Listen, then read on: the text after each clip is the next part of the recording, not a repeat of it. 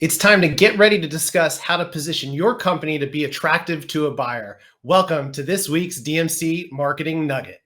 Get ready for insider secrets and tactics from successful business owners and industry titans. Welcome your host with the most, marketing master, best-selling author, CEO of DMC and Print Division, the guy that wants your business to thrive, Devin Herz.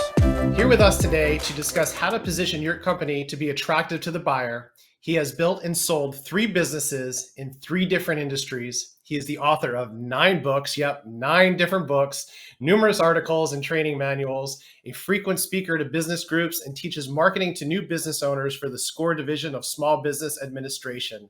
Welcome, the founder of Alchemy Transition, Gordon Van Wechel. Welcome, Gordon. Thanks, Devin. Great to be with you today. It's fabulous to have you here. Happy New Year to you. Excited to hear what you have to say today. Give us a little bit of the background on why you chose to focus on this area of business and how you're helping companies potentially set their business up for sale. Sure. Well, what a lot of business owners don't realize is that depending upon which report you read, 85 to 90% of the businesses that are offered for sale never actually get an offer. They don't actually sell. And, I looked at my own experience and I realized that, maybe I'd just been lucky. But the reality is most business owners spend their time thinking about running their business, and they evaluate their business kind of by looking in the rearview mirror. We think about all of the great things we've done, the struggles we've had, the dark night of the soul periods we go through as entrepreneurs. And they don't realize that somebody who's thinking about buying their business is less concerned about what has been done in the past. They're looking for the future potential of that business. And to create that future potential in the eyes of an acquirer, there's some things that we need to do as business owners to build that value. And again, most business owners don't think about that ahead of time. And unfortunately, they get no offer or an offer that isn't what they wanted. Okay. And I know you have different actionable points to really position your company. So is that really number one, is to just try to get offers? What do you recommend as far as some of those points to really set your company up for success and potentially sell? Yeah, great question. Most of us, when we start a business, it's with the intention of eventually selling someday. Maybe we want to use it as a retirement vehicle, or even just downsize how much time we spend in the business and have a management team that's running things. But most of us want to eventually sell that business. And to do that, we help business owners go through a process of studying what we call value builders. And there's 8 of them. And this is all based on experiences with 65,000 businesses over the last 12 years. And the results of those businesses as they've gone through and they've taken what we call our value builder assessment. And then we follow those people through the development of their companies and the eventual sale, or however they choose to transition at the end of their working time. Okay. And the 8 value builders, I know 8 is a lot. Can you go ahead and give us a few examples of what those value builders may be? Sure. One of them, and this is a difficult challenge for a lot of smaller entrepreneurs, one of them we call hub and spoke. And the bottom line question is, how dependent is your company on you personally? I lived in Denver for many years, and of course, it's a big hub airport. And when there's a snowstorm, that creates chaos throughout the airline industry. So when you're the focal point of your business and everything, all the decisions revolve through you, again, it makes it difficult for someone who's looking to acquire your company to wonder whether they're acquiring a business if they're making an investment, or are they buying themselves a job. Okay. So one of the ways that we ask our business owners to test how well their company can run without them is to take a short vacation and leave their cell phone and computer at home. Now, that might only be a 3 or 4 day long weekend initially, but over time, we want to help them distribute the decision-making authority in their company to their key people. And then as they come back from their vacation, see what might be broken and fix it. a few months later take a longer vacation. But what I we're like that. really trying to do is help them take themselves out of every aspect of the business and distribute that authority. That way, when the time comes that they want to sell, a buyer's looking at that business as something that can run maybe not 100% independently of the owner, but it's not going to require the new owner to step in and manage all of the operational aspects day to day. Right. That would be buying a job, not an investment.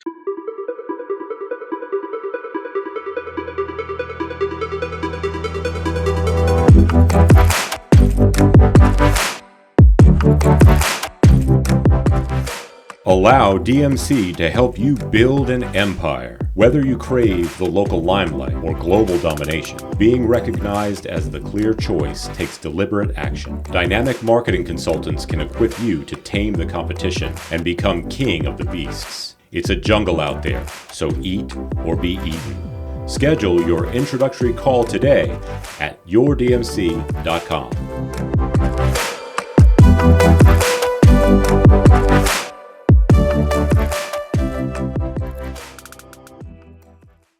Okay. Another And do one you is what we let me just jump in there real quick. I mean, as yeah. far as, business owners, and I love the vacation idea, first of all.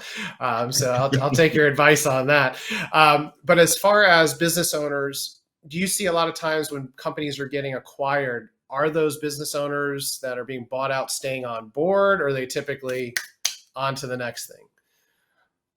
Well, most business owners we talk with would like to be what you say, on to the Okay. next thing or retire.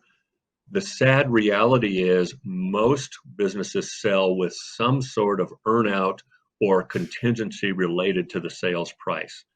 Now, an Okay. earnout is when the owner has to stay on for a period of time and continue in management, or a portion of the proceeds of the sale are put in a reserve account against the business maintaining certain standards before those final proceeds are actually paid to the owner. And the overall umbrella title for that is an earnout. Most business owners are surprised when they receive offers that include an earnout. We all think it's kind of like selling our home or a piece of investment real estate. You walk away from the closing with your check and you're done. Right. Unfortunately, most of the time it's not like that with a business. Yeah, and I just, I hear of people selling their businesses, and it sounds attractive, but then they're working there, and then they're starting to be an employee, and they're not liking that. So just understanding that is interesting. So I didn't mean to cut you off there. If you want to go ahead and share a couple more value builders, that would be great. Sure. One of them we call the Switzerland structure, and it's based on the reality that the nation of Switzerland has always been neutral towards the rest of the world. And what we mean by the Switzerland structure in business is that your business is no more than 15% dependent on any one supplier, any one customer, or any one employee. Uh, if you think about it for a minute, that makes a lot of sense. If more than 15% of your revenue is based on a single customer and something happens to that customer, it has a significant impact on your business. Same is true with a key employee. If that employee leaves, it might take several months and two or three other employees to be able to replace what they did. So we try to help our business owners really diversify their business, their suppliers, and their team to make sure that they don't have that extensive dependence on any one component. Very cool. Very interesting there. And I think that's probably a good thing to look at, whether you're looking to sell your business or not. Is that correct? I mean, just that knowledge of where your business is and how your clients are set up and your staff is set up. I think that, yeah, that's a great insight because most of the people that we work with through our transitions program are not thinking of selling immediately. In fact, if somebody came to me and said, "Hey, I want to sell my business in the next year," I probably wouldn't suggest this program to them. There's other things we can do to help. But this is really a program that's a 12 to 18 month deep dive into these 8 value builders and giving the business owner time to work and improve those things. Again, typically not all 8 are going to be necessary for every business, but there's always going to be 3 or 4 or 5 areas where a business owner can make substantial growth in their business. And even if they're not thinking of selling for 8 or 10 years or even longer, having these additional values built into their business is going to enhance their revenue over that Right. period of time as well.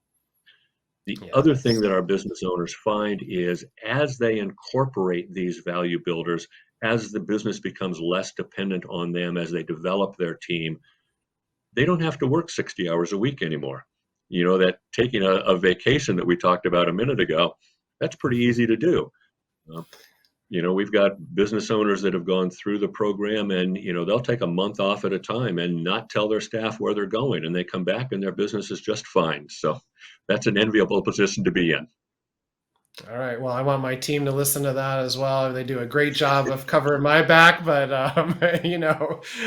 being able to have that freedom, and I know we talk about that a lot. It's not always about what you want in your business, but it's about your lifestyle and those goals that you have. If you want to travel, be able to work remotely, have a team behind you that's able to get things done. So I think having that team is a great place to make sure you've got good people behind you, which here at DMC, we love our team and they do great things, but also being able to know that you can escape the business and you're not so entrenched in working the 60, 80-hour weeks that sometimes business owners do. Yeah, exactly right. I think that's one of the things great. company, Go ahead. One of the things that companies or individuals who are looking to acquire a business are often focused on is there any recurring revenue in the business? And recurring revenue is different than repeat customers.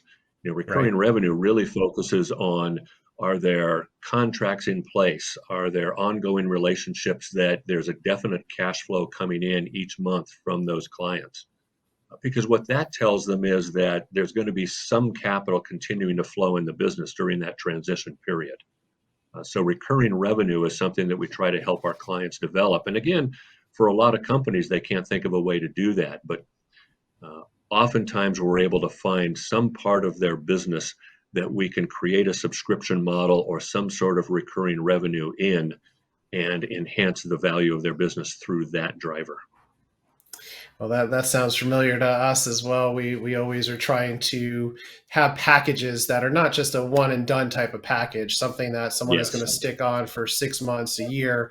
Social media management, being a full agency for a company. These are things that you're just not done a project and then you move on. So it's that constant month in, month out type of repeat relationship that you have. So I would say that's got to be very attractive, knowing that you have contracts with those types of people or those types of engagements to bring that value up of your company. Okay. Let me share 3 kind of metaphors with your audience, Devin, about why somebody should consider embarking on this effort to build value in their business. The first one that I would say is we call Rembrandt in the attic. Okay. And here's the image. Let's say that you want to sell your house, and you've got a very nice 2,500 square foot, 2-story, 4-bedroom house on a nice cul-de-sac, good schools. It's a good quality home. And the next cul-de-sac over, there's a very similar home, same size, and the 2 homes go to market at the same time. Well, you would assume they would go to market at about the same price. But in your home, hidden away in the attic, you have a priceless Rembrandt painting. Obviously, when that's discovered, your home is worth a lot more. Well, frequently when we're working with a business, we find that there are those hidden Rembrandts in their business that the business owner didn't really realize how much value they have in the open market, what an acquirer might consider to be valuable about that part of their business. And so by going through this process, we can help them find those and enhance that particular part of their business even more. The second metaphor is kind of the opposite of that. And the little mnemonic that we use to help our clients remember that is cholesterol, the silent killer. Okay. Cholesterol is something that can be going on in your body and you don't know about it. There's no pain associated with it. It's not like you're feeling bad. The only way we can know about it is through some testing. But all of a sudden it builds up and somebody has a heart attack, which is why the medical profession calls cholesterol the silent killer. By that same token, in our businesses, oftentimes we'll have factors in our business, well, like hub and spoke that I just spoke about a couple of minutes ago, where everything is running through the owner. Well, that's something that's really going to deter probably the majority in most cases of potential buyers for that business, because those buyers are looking for an investment, not a job.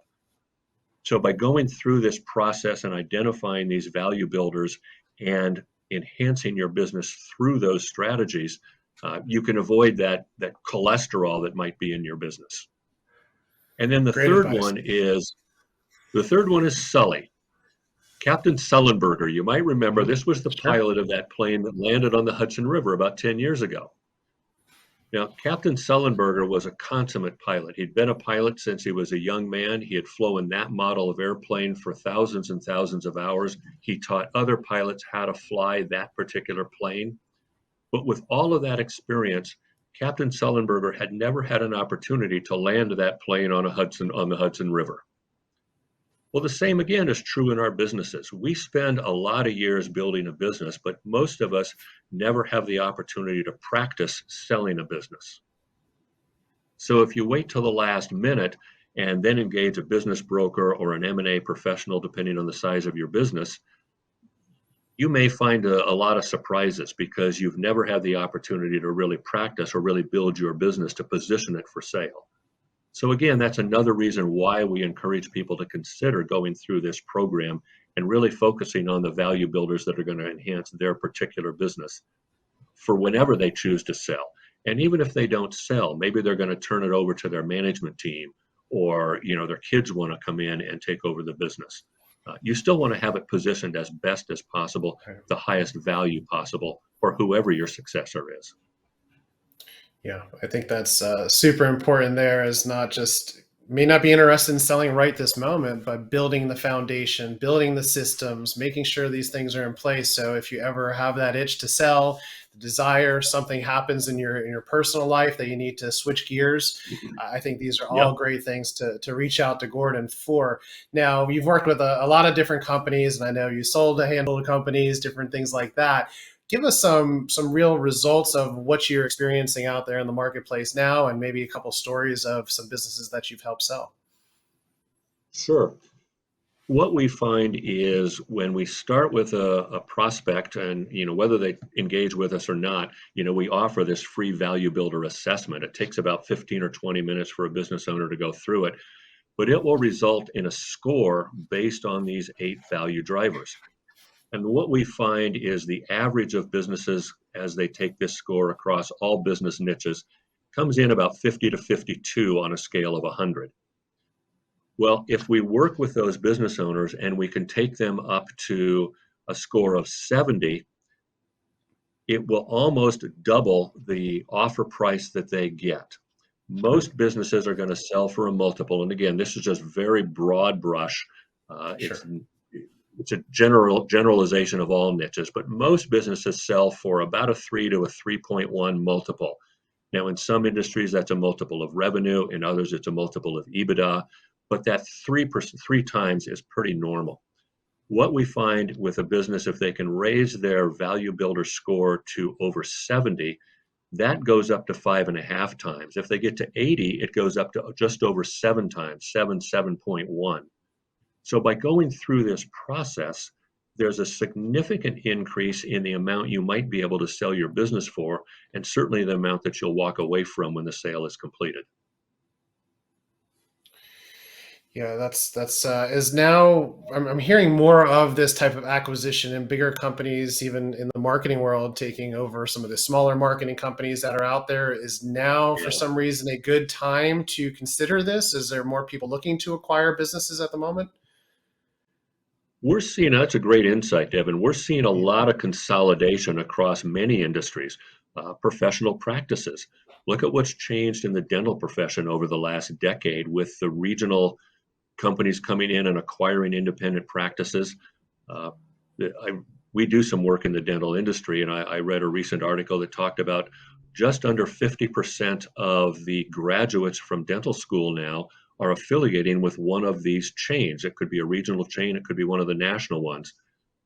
But the incentives for them to just go into that type of business are great. We're seeing the same thing happen in a lot of industries.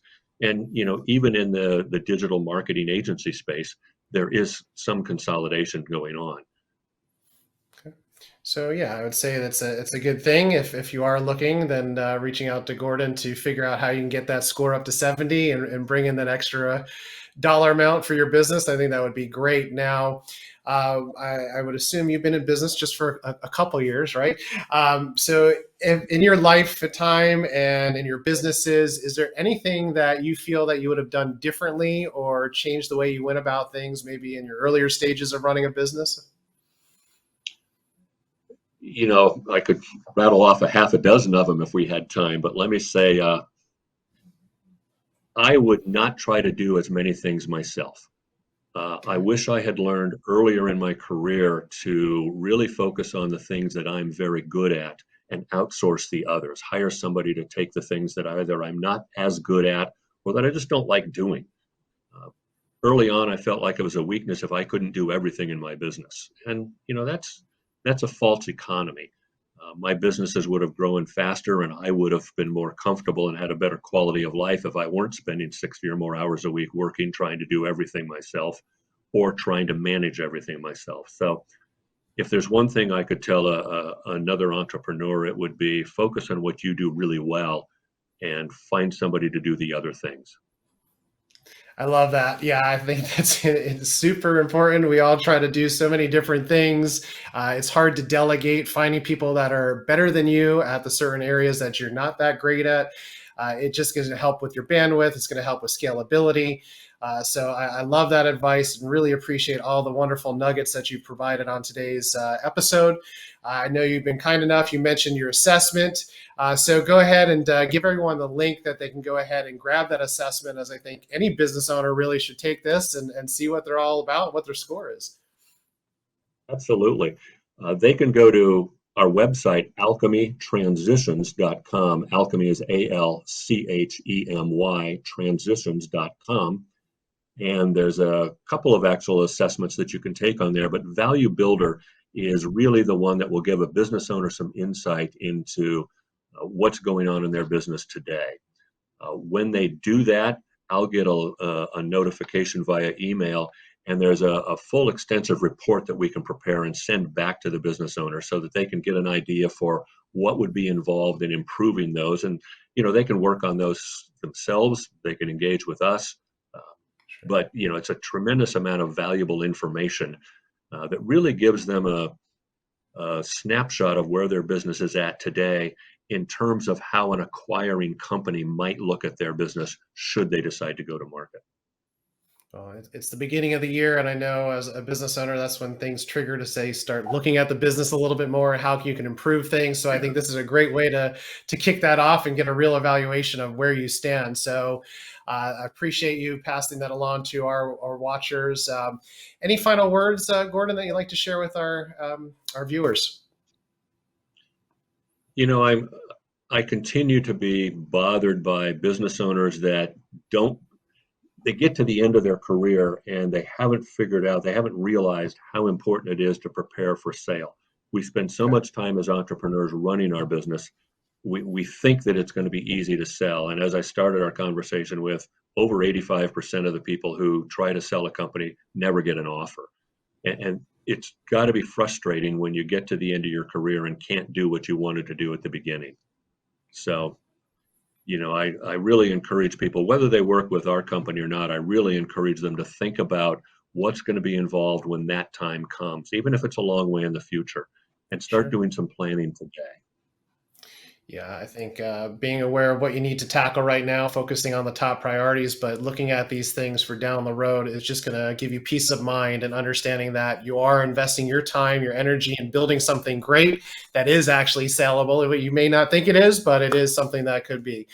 So, again, Yeah. Gordon, really great to have you here. Thank you so much for all the wonderful nuggets. And we look forward to doing some business with you ourselves and passing anyone over to you that we may come across that's looking to sell their business. So thank you. Thank you. It's been great to chat with you. I've enjoyed our conversation. Absolutely. So go ahead and find us out there on your favorite podcast streaming app and be sure to like and subscribe for more DMC Marketing Nuggets or visit dmcmarketingnugget.com to view all our past episodes. Here's to your success.